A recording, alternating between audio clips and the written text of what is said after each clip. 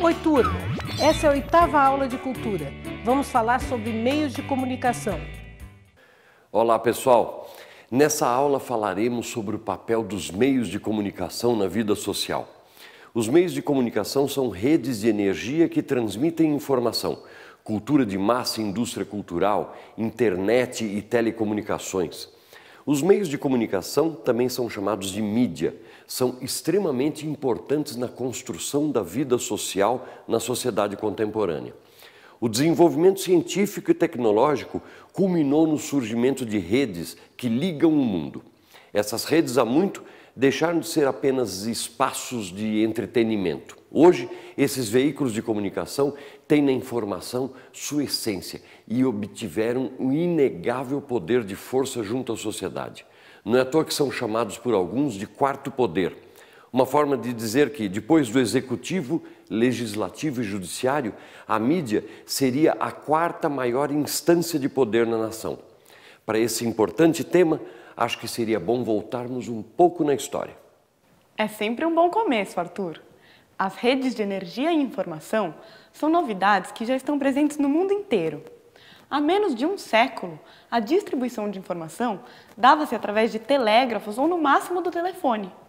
Algum tempo depois, surgiram as redes de som e imagem, formadas pelas ondas de rádio e televisão, que só podem ser visualizadas por meio de antenas e torres de transmissão, o que as caracteriza como redes invisíveis ou imateriais.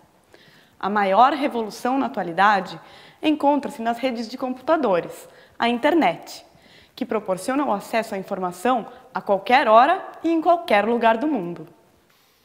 Com o desenvolvimento tecnológico, as transmissões tornaram-se mais eficientes, especialmente através do uso de satélites. Com a globalização, tais meios de comunicação contribuíram para difundir pelo mundo o modo de vida tipicamente urbano dos norte-americanos, o American Way of Life. Quase sempre, as técnicas e os meios de informação estão sob o controle de grandes grupos econômicos ou do Estado, mantendo o espectador numa posição de agente passivo das informações, muitas vezes sem ao menos ter consciência disso. No Brasil, esse fenômeno pode ser identificado na enorme influência que as redes de televisão têm sobre os costumes, os valores, enfim, o modo de vida do cidadão brasileiro. Quem controla a informação não é o receptor, mas é o transmissor, que tem interesses ideológicos e financeiros ligados a grupos econômicos que movimentam bilhões de dólares por ano na produção de programas, propagandas, filmes, etc. Resumindo tudo isso, a comunicação se transformou num negócio, tanto nacional quanto transnacional. Mas é importante lembrar que a liberdade de imprensa é fator fundamental numa democracia moderna. Dá uma olhada nesse vídeo. Ele é meio água com açúcar, mas transmite bem esse lado bom da mídia. Desde os tempos das cavernas, o homem vive em grupos. Com o passar dos anos, a estes grupos demos o nome de sociedade. Uma sociedade, de maneira geral, é como a grande rede de relacionamento. Cada indivíduo desta rede carrega uma bagagem cultural e o mundo dentro de si. Porém, como em qualquer grupo de indivíduos, existem problemas, corrupção, miséria, violência. Problemas que, se não forem mediados pela linguagem através da comunicação, passarão a não existir para a sociedade.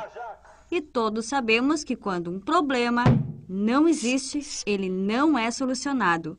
Este é o trabalho da comunicação, tornar os fatos explícitos para as pessoas. E através da liberdade do acesso à informação é que ela transforma a sociedade.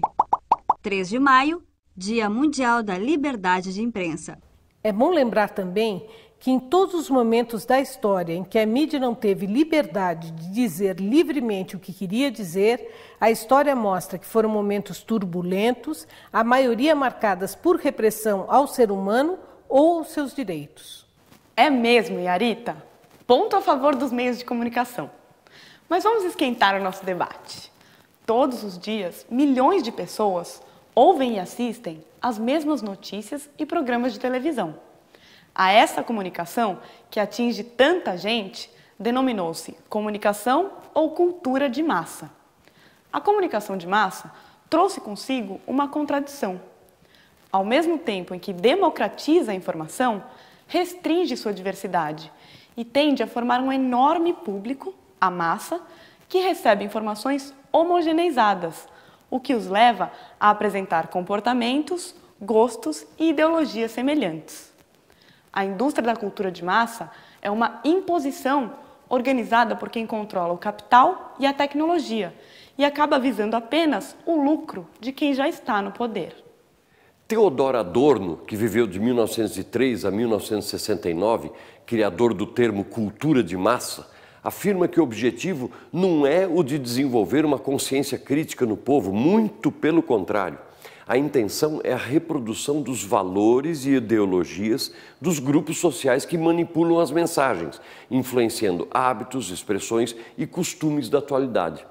Essas produções são sempre bem aceitas pelo grande público, que sem objeção ou análise reproduzem sempre essas mesmas ideias, substituindo a consciência do povo pelo conformismo. Assim, diminui a frequência e a probabilidade da formação de indivíduos autônomos, independentes, capazes de julgar e tomar decisões conscientemente. Bastante polêmica essa afirmação do Adorno, né? Só pelos livros, filmes, músicas e reportagens já me lembro de várias situações que as empresas da mídia se colocaram contra o poder dominante. No Brasil, a maioria absoluta dos veículos de comunicação se posicionaram claramente contra a ditadura militar da década de 60 e 70. A fantástica luta pelas diretas já, que nos deu de volta o direito de votar para o presidente da República, só tomou a dimensão que tomou porque teve o apoio dos meios de comunicação. Bons argumentos, Yarita. O fato é que os cidadãos brasileiros têm direito constitucional ao acesso à informação, mas resta a questão de se podemos considerar uma informação com lacunas e atendendo aos interesses de uma rede de televisão como uma verdadeira informação. Por via de consequência de direito à liberdade de imprensa, no Brasil, a mídia deveria divulgar informações precisas, inteiras e detalhadas, evitando produzir deformações ou omissões deliberadas. Tais deformações e omissões impedem os cidadãos de exercerem plenamente a sua cidadania. Mas, Raquel, seria bom a gente também ver o lado positivo. Os meios acabam tendo influência não só na comunicação, mas também no transporte, na saúde, na qualidade de vida dos seres humanos de um modo geral. Você teria algum exemplo para isso? Claro que tenho, Arthur. O IPCC, Painel Intergovernamental sobre Mudanças Climáticas, por exemplo, é um órgão da ONU criado com o objetivo de promover avaliações regulares sobre o meio ambiente e o impacto do homem neste. Ele é composto por 130 delegações e nasceu em 1988, quando cientistas perceberam o tamanho da influência que a ação humana, depois do desenvolvimento tecnológico, estava tendo sobre o clima no planeta. Por meio de seus relatórios publicados, o IPCC é fonte de informação para a elaboração de pesquisas e projetos como Coalizão de Empresas pelo Clima, que visa a mitigação de emissões de carbono em todos os setores, melhorando a saúde e a qualidade de vida na Terra. Além disso, o IPCC atua no controle e modernização de usinas de energia, transporte, construção e agricultura. Mas por que isso é um exemplo, Raquel? Porque o surgimento dessas redes imateriais teve como consequência a criação de diversos órgãos e instituições que ajudassem a controlar as informações que são passadas e a solucionar problemas relacionados não só à comunicação, mas ao transporte, à energia e à qualidade de vida dos seres humanos em geral. Afinal, alguém tem que regular ou, pelo menos, transmitir à população mundial o que está sendo feito nesse sentido. É aí que entra o papel da divulgação da mídia, auxiliado, quando se trata de questões ambientais, pelos relatórios do IPCC e de outros órgãos desse tipo, quando a pauta é diferente. Assim, a sociedade se mantém informada com a garantia de que aqueles dados estão sendo controlados por uma instituição de confiança, como, por exemplo, a ONU. Tem uma responsabilidade do cidadão nessa história. A gente precisa exigir e somente acessar informações completas, observar se há jogo de interesse por parte do comunicador e, mais ainda, comparar informações de interesses diferentes. o cidadão tem que saber que o melhor meio de comunicação informa todos os detalhes para que o próprio cidadão possa chegar às suas conclusões. E quando for uma opinião, deixar claro do que se trata. Uma opinião não é uma notícia. Opinião, você tem que formar a sua. É isso aí, Arthur. Desse jeito você vai longe. E como esse tema é bastante importante e recorrente nas provas do Enem, eu trouxe 2 exercícios. Aí vai o primeiro. Considere o papel da técnica no desenvolvimento da constituição de sociedades e 3 invenções tecnológicas que marcaram esse processo. Invenção do arco e flecha nas civilizações primitivas, locomotiva nas civilizações do século XIX e televisão nas civilizações modernas. A respeito dessas invenções, são feitas as seguintes afirmações. 1.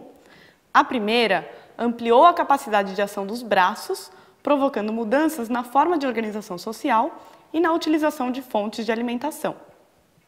2. A segunda tornou mais eficiente o sistema de transporte, ampliando possibilidades de locomoção e provocando mudanças na visão de espaço e tempo. 3. A terceira possibilitou um novo tipo de lazer que, envolvendo apenas participação passiva do ser humano, não provocou mudanças na sua forma de conceber o mundo. Está correto o que se afirma em